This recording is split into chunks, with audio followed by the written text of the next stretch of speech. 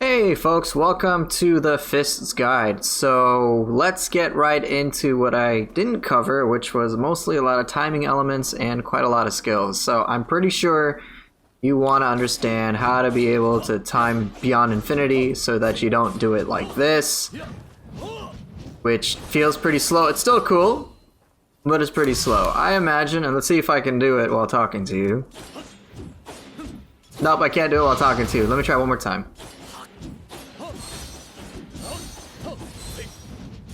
You want to be able to do that, right? And so you may be wondering, what the heck's the timing for it? And even I still have some difficulty with it because it's a bit wonky. And we'll get to that. But first I want to talk about something that's perhaps a little easier to work with as opposed to Beyond Infinity, which is an awesome move. So I didn't explain last time how to do the second part of Opportunist, so that tooltip didn't actually showcase it. So the second part of Opportunist, where are you at? Right here, right? You get the second hit, and it's really powerful. If you mistime it, you get kind of a wonky sort of... It doesn't look as cool, I'll just put it that way. So let's get a normal hit. Nope, didn't get the normal hit. Come on, let's try again. So if you do it improperly, you get that sort of motion where you hit with both fists as opposed to like a solid punch. So what's the timing element of Opportunist? The second part. So for me, it's just like a swift 1, 2, 1, 2.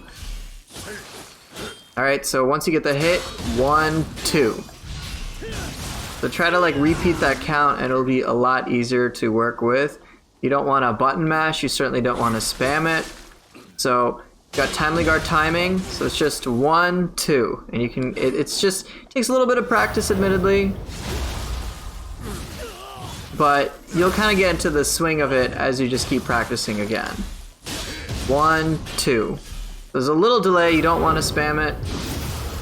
It's a very controlled punch, punch. So just like keep repeating that to yourself and you'll get it. Do not try to spam it right after, otherwise you'll whiff it. It's kind of similar in respect to timing elements of like God of Wind and Shin Crusher, but I think just getting into a rhythm of 1, 2 will help you enough. So just like try repeating that, and that's generally what I do, and it works. Oops. So let me try it one more time on a Yoki. 1, 2. A much more powerful hit. Try it again. 1. Oh, you interrupted me. One more time. Come on, man. 1, 2. All right. Yeah, go away. You're done. Thank you. Alright, but now you probably want to know Beyond Infinity timing. So let me try to showcase it. And of course I have my controller. But as opposed to you trying to get an intuitive sense of what the timing is for this, I want to show you the skill broken down, okay? And what you're going to look for. So there are a few cues that can assist you with the timing element to it. There is a guide that I've seen on YouTube, and I'll probably just link it, that shows you the kind of the frame-by-frame millisecond type stuff, which certainly does help, but I find that I can't think of things in terms of milliseconds as opposed to just like certain cues. So let's break down the ability, and that should assist us in understanding how it works. So let's look. I'm going to slow this down. So this is phase 1, and this is what you want to look for. Let me get a good angle, I guess. Let me get out of this. The sunlight thing is going to bother me. All right, now let's try it over here. Yep, this will work. Okay. So let's break it down. So you've got a few hits, right? So what are you really looking for? All right, so let's see if I can get... Okay, we've got that. Did it show? You see this? You see this flash right here? You need to time the first hit, the first part of the ability, so we press square again, when you see flashes like that, all right? So let's see it in real time. See that flash? You time your square perfectly with that. So it's not, you don't press square as soon as you see it. You do it in anticipation of it. If you mistime it like I did, then you'll screw up. So let me try it again. So it's a really perfectly timed thing. So you need to have your square go during that first part so you can get to the second part of this ability. And of course, at first it's like, dude, there's so many different fast things I gotta look out for, and you're right. So again, the first part, is that, okay? So I like to think of it as 1, 2, 3, 4. Click, or 5. 1, 2, 3, 4, 5. That's what helps me. But you can see there's a kick at the end of it. Kick, right? So the first part is a kick. Alright? Kick. And that's what you need to time the first square press with. You do it a little too early, a little too late, you'll whiff it like I have. Alright? Now, of course, it's harder to figure out what the next portions of the abilities are going to be because it feels like it's getting faster and faster with so many more hits, so it's difficult what to look for. So let's continue just an imperfect Beyond Infinity timing so you know what to look for. Alright, so I think I pressed square improperly. So let's see the second step of Beyond Infinity. Alright, so it's like a strike. Let's see what the other cue is so that we can understand when we are going to press square another time. Okay, so it's not a kick yet again. So where's another flash? Ooh, it is another kick. So let's investigate this. So it looks like it's the first time it was a kick, and the second time it's another kick. Okay, so we got that. Okay, so first time we've got a kick. Kick. Kick. Kick. Alright, so that kick is pretty fast. So let me do an imperfect one. Kick. Alright, you see that kick? So let's just show it again imperfectly. Kick. Alright, so that's what you're going to look for. Eventually you kind of get used to all the different hits that occur, but for the most part it looks like we got flash on the first kick, right? And then flash on the second kick. Oh, that wasn't the second kick. Alright, so we need to time it with that. And so I go 1, 2, 3, 4, 5. 1, 2, 3, 4, 5. Oh, I screwed that up. It's difficult for me to talk about the timing of it and show it to you at the same time. Alright, so I would say, from my estimation, the 1, 2, 3, 4, 5 thing that I kind of was referencing for the first part about Beyond Infinity kind of applies to the second part. So I'm going to try to do that. 1, 2, 3, 4, 5. Let's try the same. Yeah, it feels about the same. So if you can time the first part, you can time the second part. And now where it gets tricky is actually the third part. So let me show it broken down. Alright, so the third part I find to be faster than the first and the second part. It's kind of weird. Okay, so we've done the kick, right? And now let's see what's going to happen. But where's the next flash coming from? Because there's so many different hits to account for, alright? Swivel around. And then, what is this? This is unique. It looks like kind of a punch of sorts, alright? It's really weird, and it kind of happened quickly, even for me, when I slowed it down, alright? So we know kick, right? So kick is part 1. Part 2 is kick. And then after you kind of do like this weird somersault flip thing, there's kind of a punch. Alright? Kick. Kick. And then punch. So that's the third part. And I find it to be a lot faster. Kick. Kick. Punch. And then the last part of the ability actually has the biggest delay, which is so strange.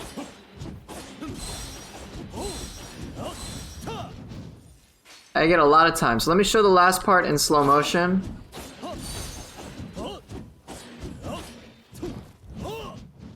Oh, darn it, I'm so used to trying to perfectly time it. Bear with me, please. Okay, that's step 1. That's step 2. Oh, I did not mean to. I was actually just button mashing. Okay. Oh, no, come on. I'm not trying to time it right.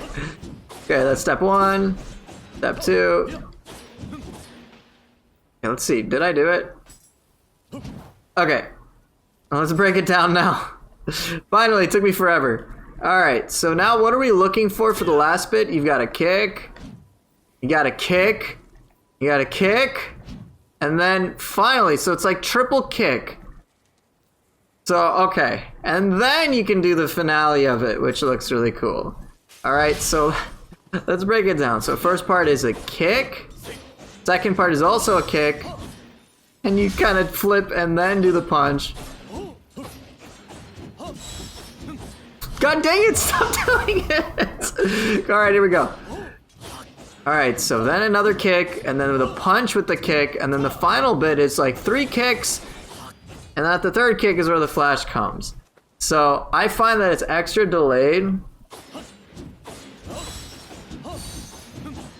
Ugh! Actually, the last part's extra delayed. So first 2 parts are roughly the same. Third part is kind of fast. It's a little faster, and then the last part is kind of delayed, which throws off your timing. So I would say the amount that I delay, or sorry, the amount that I speed up for the third part is the same amount I need to, I guess, be slower for the last part. It's not an exact sort of thing, but ultimately, this will take a lot of practice. So feel free to break it down and work with it. No matter what I tell you, it's ultimately just going to come down to a bit of muscle memory, but hopefully just understanding the kind of the cues. So you've got kick, kick, and then like flip, punch into kick after 3 kicks can help you get the timing down, so that hopefully you can be able to get it down so nicely. Unlike me! Come on, let me do it one more time. Really? Ah! See, I even get fatigued trying to do it. So hopefully you can nail that. There is really nothing else I can say. Hopefully the combination of visual cues and audio cues with some practice will really assist you in getting the timing down. But one thing that I need to talk about with it is when to use it. Now, truth be told, if you just pay attention to the key bar, it does consume a considerable amount of ki, and my character is equipped to deal with it. So when's a good time for you to pull this off? Truth be told, it's when it's really just a finisher for me. So I like to use it when they're low on ki, so that I know I can reasonably get it off. But that's pretty much how I see it. It is as anime as it can get.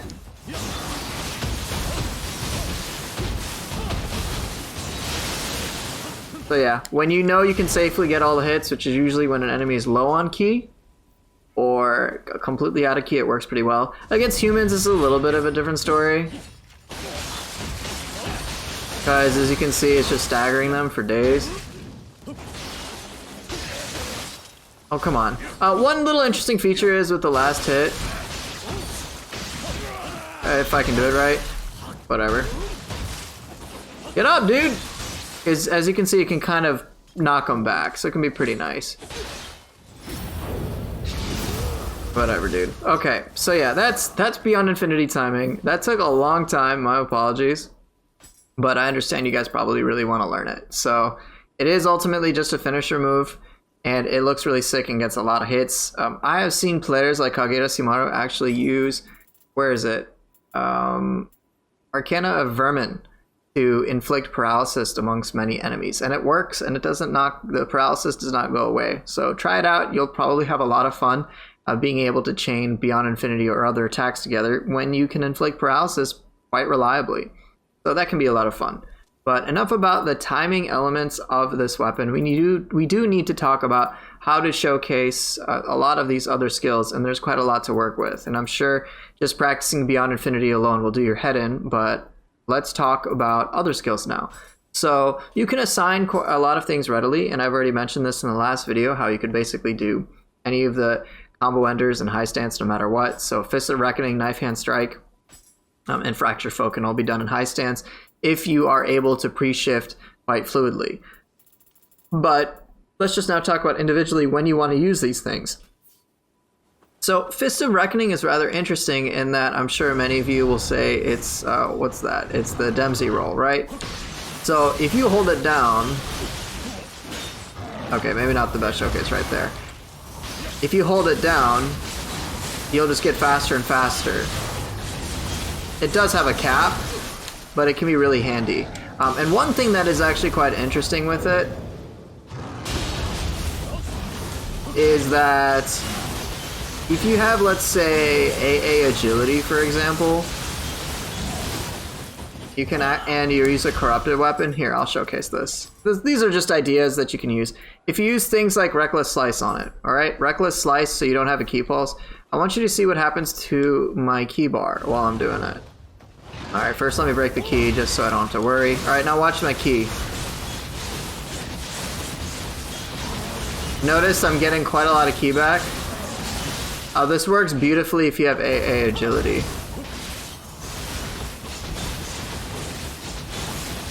And you just greatly reduce your key consumption in general. You can keep it going for quite a while. So that might be some fun for you. Kinda neat, huh? So just food for thought. But yeah, Fist of Reckoning is very much just like, hey, you want to get a lot of damage. This does function very similarly to abilities like Reaper and Water Sword, and it is pretty neat that you can chain it into other things as well. So try that on out. I don't use it too much. I just like getting a little bit of it just for my own personal taste, but it is really just up to you. But yeah, pretty cool.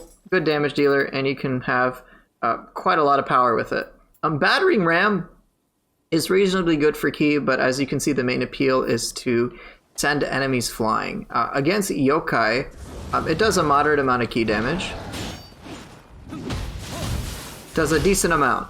It does a good amount, but it's not necessarily the best against them, but it's still pretty good. So, good for key damage. But I'm sure where you'll find that it really shines is against humans, simply because it can knock them away. Come on, dude, get out of here. And that much is apparent against humans. And so what you'll find many players do, especially if they're newer to the Fist, it's because they don't like getting blocked on attacks, they'll pretty much just stick to high stance and spam Battering Ram, alright? So you can like do that over and over again. And so it's really devastating to them. It can be like, oh man, fists are so OP, because you got this. Alright. Now that's what I see a lot. So Battering Ram is really good against humans, and you can use Battering Ram to help you set up quite a few things, aside from just, hey, knocking them out of key and blowing them away. So usually they'll get up. Oh, come on. Whatever, dude. Dude, get out of here. Alright, let's try it again with Underworld Soldier. So yeah, you can control where they're gonna go, which can allow you to set all sorts of things up, which can be awesome. Remember, anytime you got control over where an enemy's gonna go, it gives you that many more safe options for you to integrate with. Battering Ram also exists in mid stance as well. Again, that's pretty much your only dedicated combo ender for high and mid stance. It's a little different, I believe, for low stance. No, low stance is different altogether. So, alright, it's pretty straightforward, right?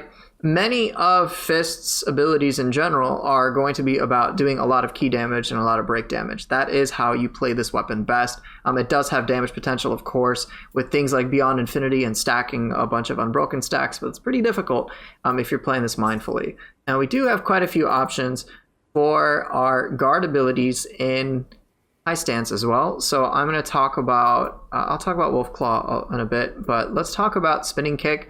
Spinning Kick is pretty much what I have on here, since there is no stance-specific thing that you need to have for high stance.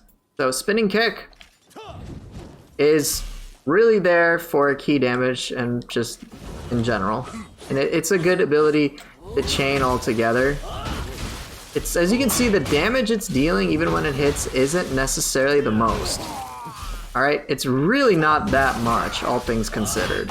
Actually, you can't even tell how much damage I'm doing. My apologies.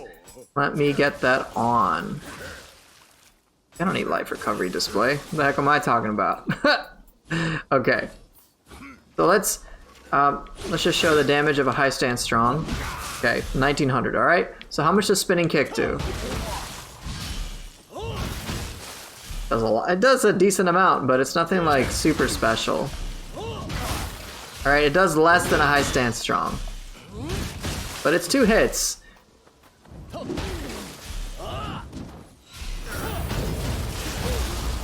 So your main appeal with that ability is not physical damage. It's doing key damage. So gain it for key damage. Pretty straightforward. Next up, so we've already talked about Beyond Infinity. We do have quite a few options. I'll talk about Limitless. Limitless is quite literally your damage dealer. That is what it's meant for, and there's a high risk, high reward. Where it may be a good time to set it up is whenever you've got the time to do so. 12,000 damage, what the crap?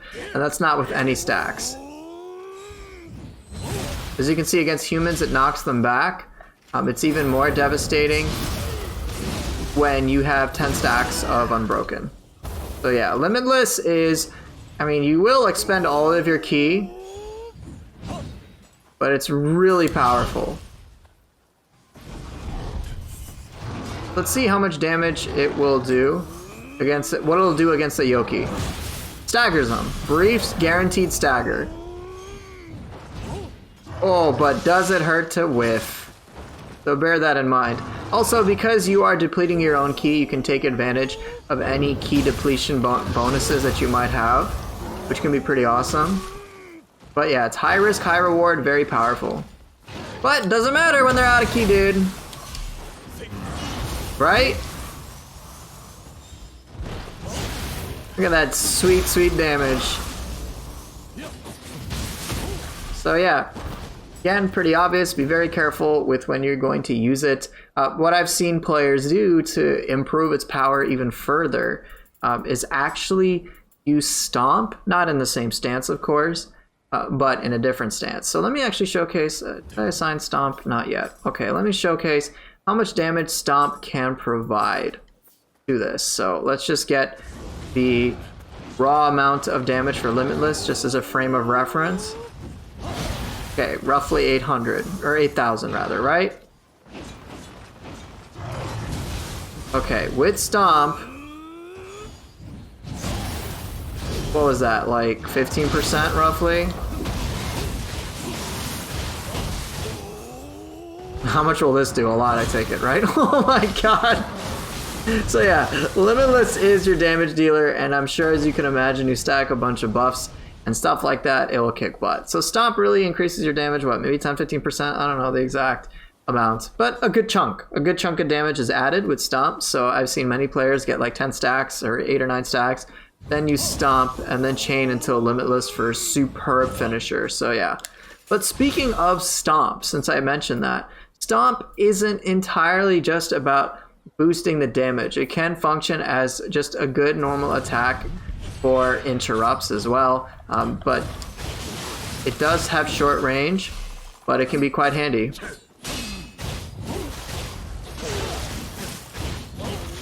And remember, against humans, it's still remarkably valuable. Don't think this will work. That was still pretty cool. So yeah, Stomp is a brief interrupt, does have a brief amount of time, but it can help you with your zero key combos as well. Because as a reminder, zero key combos comes in 3, and Stomp is 1 hit. So if you know an attack that'll do 2 hits, such as mid stance quick, it can be pretty handy. So use that to assist you. But we'll go back to other things in high stance. So with high stance, we have Rising Gale, which we've talked about already. And then Kick Cycle. Kick Cycle I have also mentioned before, and it is really about key damage mainly, but let's just show you the damage output just so that you're aware of what you're really working with. It does a good amount of damage, but it's a long animation compared to, say, doing like a high stance strong. So you really are there with your kicks. Since it's a martial arts move, you're going to do a lot of key damage, which is awesome. Let's not underestimate that value. Alright, continuing onwards. So high stance is pretty straightforward. It's strangely, for a weapon, it doesn't have like complete damage things. There's a lot of key damage tools, and you do have a bit of flexibility, but really it's high stance is as damage potential as it gets for a weapon that is strictly about just nailing your opponents and beating them to a pulp. with your bare hands. Well, with your fists in this case. But let's continue talking about mid-stance. And so there are quite a few things I do need to cover. There is Knife Hand Strike, and then there's also Fracture Foe. And they work a little differently. So in my opinion, Knife Hand Strike, let me just prove this. So Knife Hand Strike is a bit more on the damage realm. A little bit, and it's also a little faster. It's really not that much. As you can see, mid-stance is kind of weak. Alright. It's a nice, clean third hit, though. Let's compare it to Fracture Foe. Let's see if Fracture Foe does more damage. Guess Fracture Foe does do more damage. I was wrong, my bad. Fracture Foe does do more damage, okay. So I guess Knife Hand Strike then is for the quick hit. I mean, don't you love speed? For some reason I thought Knife Hand Strike did more. My bad, shows how much I know. So okay, Knife Hand Strike is the faster option. And it's just a clean hit. It's a clean hit. Alright? Whereas Fracture Foe is a bit more, not only more damage, but gives you some forward motion. So there are many moments you may just want a single hit. Knife Hand Strike is the way to go. And then Fracture Foe is if you're willing to go a little crazier when it comes to pressure and damage. And here's one thing that's actually really silly with Fracture Foe, and I'll show it in a moment. Okay, you can loop with Fracture Foe on low stance. You just mix in a Rising Gale, and there's pretty much nothing humans can do. This is a simple loop, and if you find yourself getting blocked, just use Rising Gale after a low stance quick. You can literally do that on like any human boss. You keep them at 0 key permanently.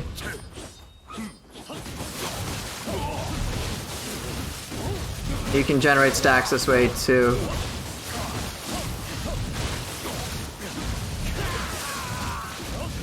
So yeah, you can loop enemies with Fracture Foe. Humans, that is.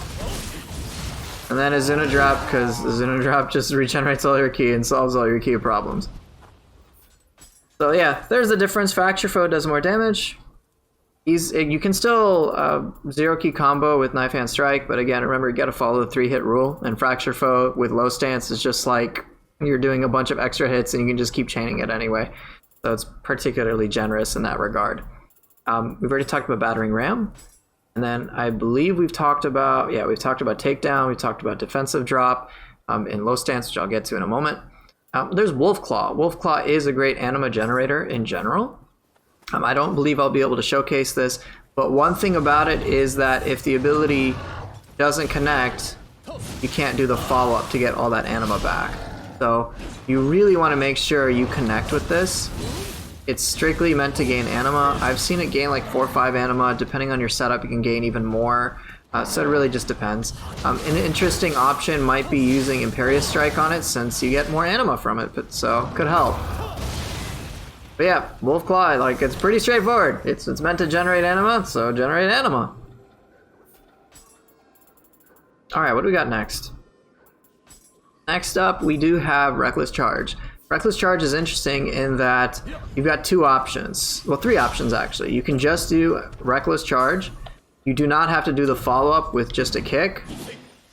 You can do the follow-up into Dreadslayer, which gives you, as you can see, reposition. Think about it. Let's see how my character moves. Moves around. So yeah, really valuable if you want to get behind a target. So let me showcase the 3 options against his opponent.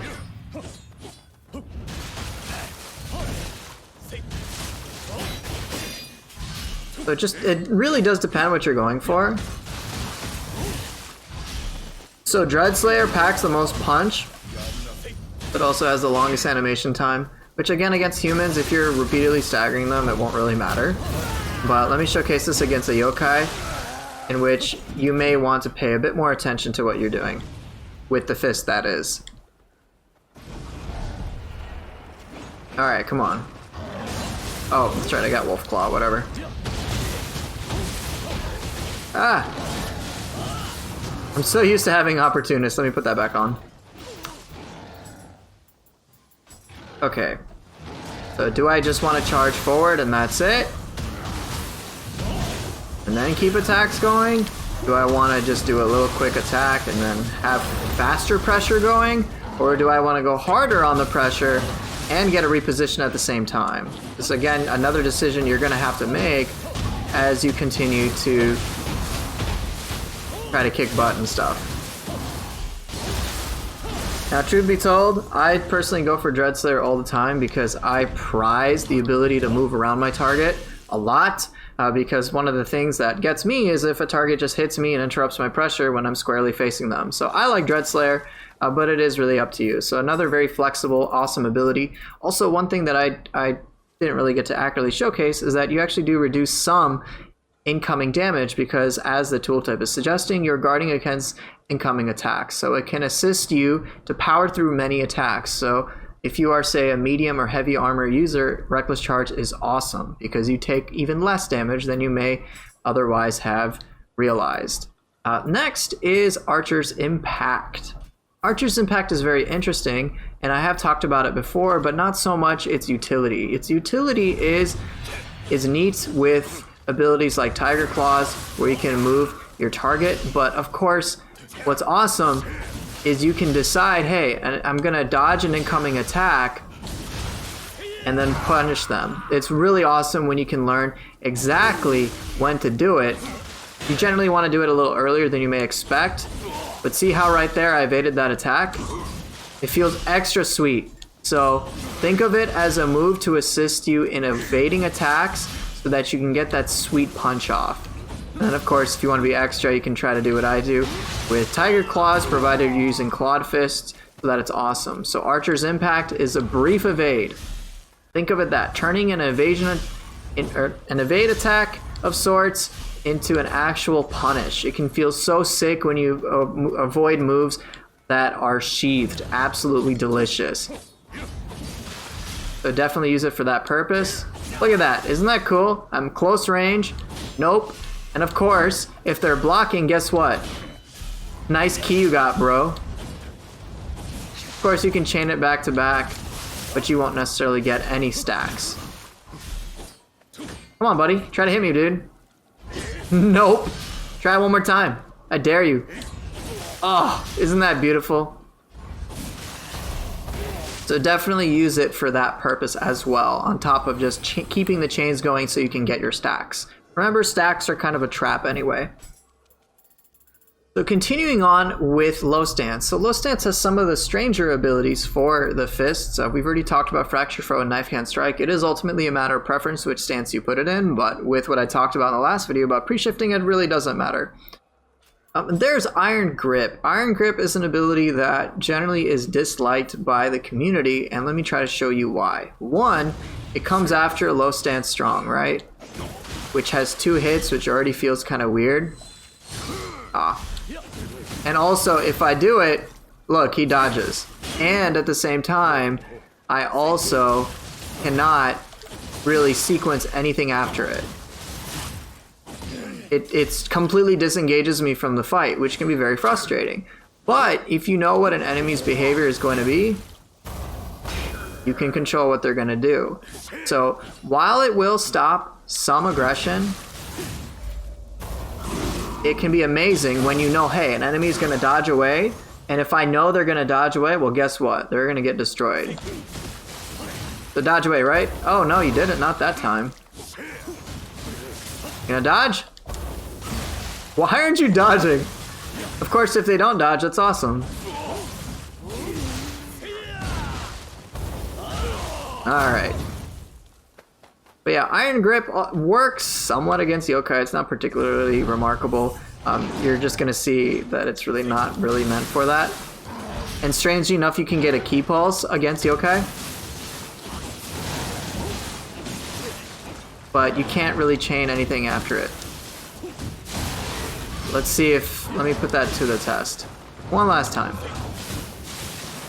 Nope, no stacks. Will not let me get stacks whatsoever. But one thing that you may not know is, let me see if I can demonstrate this against the human target. I have seen Iron Grip used to basically prevent certain burst attacks from occurring altogether. So I believe it was combo mat either 10 or 11 that showcased Iron Grip stopping Ren Hayabusa's one of his burst attacks. Alright, so let me get this guy down to low health. Come on. Alright, so let's see if I can showcase this. Stopped. See? Stopped his burst attack. Are you kidding me?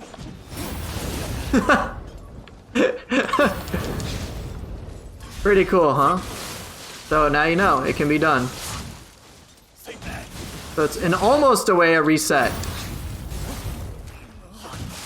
So try that on out. Don't underestimate it. It may not necessarily help the weapon feel fluid, but it can be used in certain situations to absolutely troll your enemies. So give that a chance, and I'm sure you might like Iron Grip.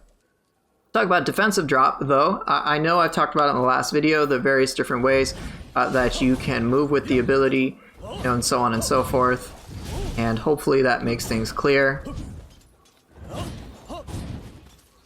But one thing, of course, is while you can avoid many attacks, the question is going to be when do you want to use it, aside from just avoiding many attacks and chaining certain things. So, believe it or not, I think it's actually pretty interesting to use in low stance. So, if you didn't know, in low stance, if you hold triangle after performing the second stage of a strong attack, you can go into defensive drops. So what exactly is this? How do you time this? So let's show you the low stance attacks. You've got strong, which is 2 hits.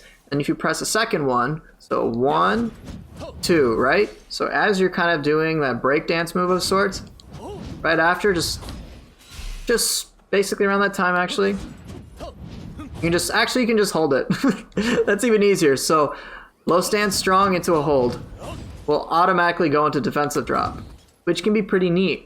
So while you are at risk of getting blocked, you can chain into a defensive drop, which can be really cool. So maybe it'll be tricky to use against humans,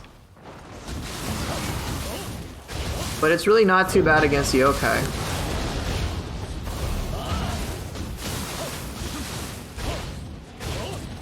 Pretty cool, huh? So try that on out. You can use that as a preemptive way to avoid all sorts of human-based attacks. Alright, let's get you out of here. Come on, out you go. So try that out for size. Next we've got Ocean Zephyr. Ocean Zephyr is just a dodge, and truth be told, you may not find Ocean Zephyr to be that useful compared to just say, hey, I just dodge. So the question is going to be, why would I use Ocean Zephyr over a dodge? Well, for one, you can use it to help you generate stacks. But if you're, say, a heavier character, then being able to use Ocean Zephyr to perform all the functions I talked about before at the cost of little ki can be really helpful. So try that on out. Of course, even if you are, say, a light armor character such as myself. Oh shit. 30,000 damage. Not even critical, bro. But being able to use Ocean Zephyr for a quick reposition and maintaining your stacks can be pretty sweet. So try that on out. It doesn't have the most iframes, but it's pretty handy. Pretty cool, huh? Of course, being able to do a backflip like that, it feels pretty good too, right? Come on. And sometimes, I find that Ocean Zephyr can assist me with greater positioning. Get out of here. But yeah, not something to be underestimated with, but of course, if you want to be more offensive and not necessarily weave, then try Stomp in low stance. It can really help. But we're getting pretty close to the end of this, so let's talk about Flying Fist. Flying Fist is a rather interesting ability that also only works in low stance. It functions off of both the triangle and square attacks or lighter strong attacks. So it's very similar to Heaven Flash. And the primary use, as opposed to just jumping over enemies, or trying to anyway, can be a little tricky, is that you can also move away from targets as well. So if you press square, you'll flip back to do that. You get quite a lot of distance.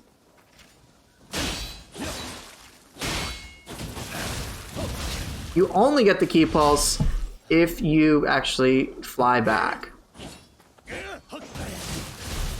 Otherwise, it's very similar to Heaven Flash. However, you can still generate stacks regardless. It's just you don't get the key pulse. So just make a mindful decision about when you want to use it. Can jump over quite a few attacks, and it's quite awesome.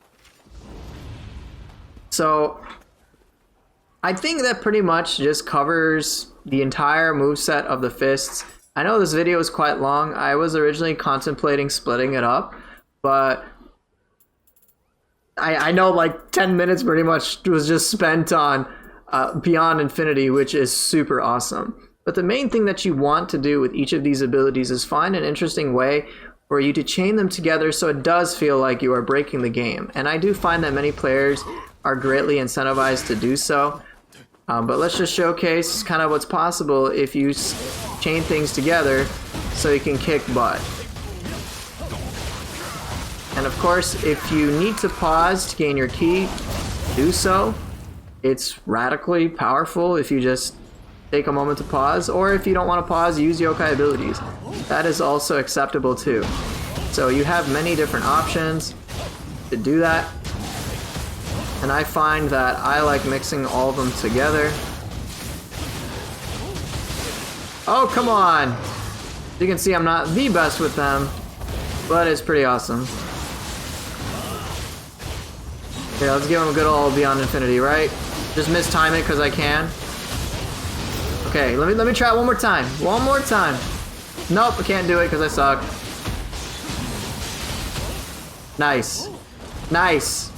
Let's pretend I did it. Let's pretend I did it. But yeah, try to use all of these different abilities together, and you'll find that the fists can be even more of a joy than you thought possible, especially when you can pre-shift and mess around with a bunch of different mechanics. I know my showcase wasn't the best, but that's okay. We'll just say I suck and we'll move on, alright? In any case, thank you guys so much for watching. I hope this was helpful, and I will see you guys next time.